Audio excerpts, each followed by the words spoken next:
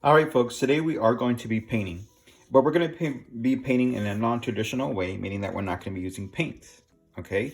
The supplies you need today are a pen or a Sharpie marker, just a rag or a paper towel to clean your brush, obviously a cup of water and a paintbrush, something round, something smaller round, like a jar for a peanut butter jar or a jelly jar, and then also just some regular markers, non-permanent markers, just regular Crayola markers or whatever markers you might have.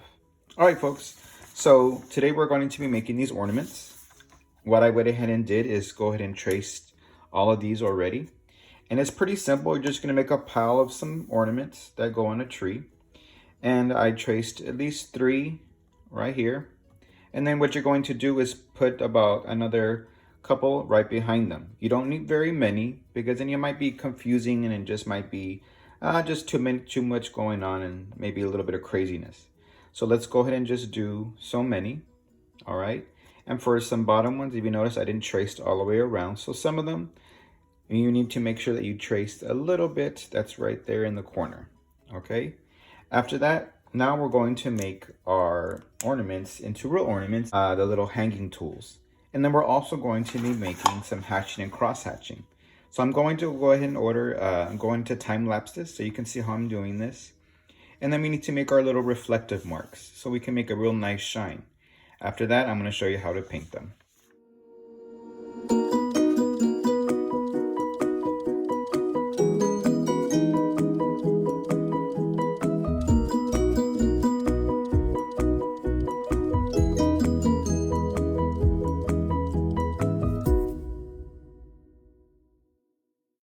All right, folks, if you notice, they don't all have to be facing upward. They can be facing any direction because remember they're round, so they're gonna topple over.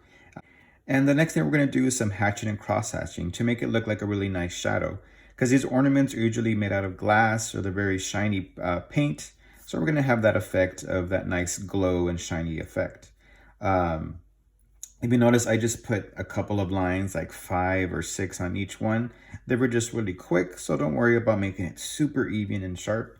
So right now, let's do some hatching and cross hatching, and that's our shadow work that's going to be underneath the ornaments because the light is going to shine usually on top and the light does not reach on the bottom. So we're gonna have that nice shadow effect and some value going on in our ornaments.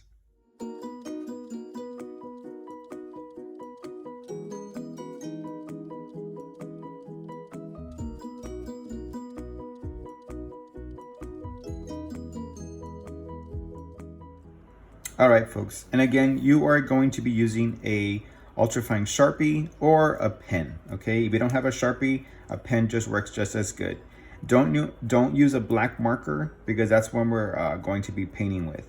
Not painting with the black marker, but again, go ahead and use a Sharpie or a pen and you need something permanent to make these ornaments. All right, folks, the next thing we're gonna do is add a little shine to each of them. So let's go ahead and add a shine. And usually the shine is always placed on the same spot.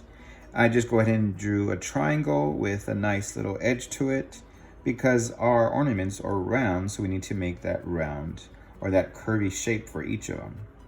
I like that. And so we're not going to really have a shine because these are more in the back, so you can't really see them. So you don't have to worry about those. So I'm going to make just some extra shadow work. There, perfect. Now let's focus on our painting. And you can get whatever color you like. Darker colors are better for painting. And what you need to do is get your marker, and it's just a regular marker, not a Sharpie. And what we're gonna be doing is painting, all right? So what you're gonna do is make a mark, and I'm gonna show you how to, obviously we're just regular, it's like coloring, okay? So go ahead and make sure that you are coloring with inside the circle, not outside, because we're gonna add water to this, and you're gonna see cool effects of what happens. So remember, our ornaments are shiny, so we need to make sure that we have a light and dark going on. The next thing you're gonna do is dip your paintbrush into the water. And what you're gonna do is go outward with the marker and look what happens. We have this cool effect with the marker, and this is very similar to watercoloring. So if you don't have watercolors at home or paint, you can definitely use this cool trick of using markers. Make sure not to paint over the little shine mark. Is that the reason when we use pen or Sharpie is because it is permanent and it won't bleed. So you see how if I go over this black mark, none of it smears and none of it bleeds. Awesome, folks. And if you notice, I'm just using my sketchbook, just a regular paper. So now we have this cool effect with dark to light, and I used purple. And you can even use other colors. You don't have to use just solid. You can use two colors at once. And I'm gonna show you how that works right now.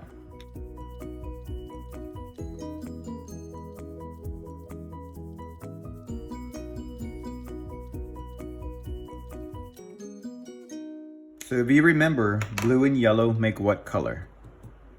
That's right, they make green. So guess what's gonna happen when I add water to blue and yellow?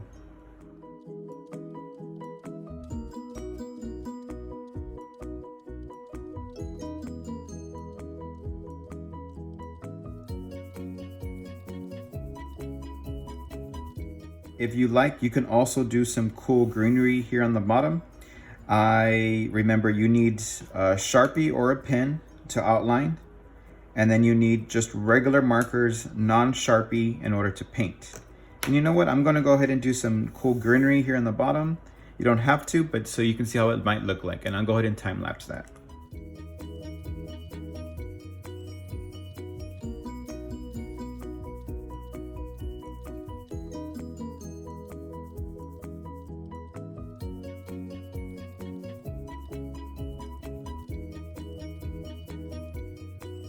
Some don'ts I want you to tell you about.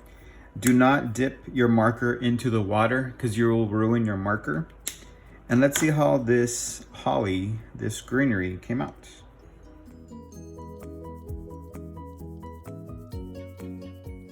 And guys, you don't need a lot of water for this. If you put too much water, it just becomes the paper becomes too soggy, and it won't work as well. It'll work, but it'll just become too wrinkly, and you don't want that to happen. All right, folks, can't we see how they all come out?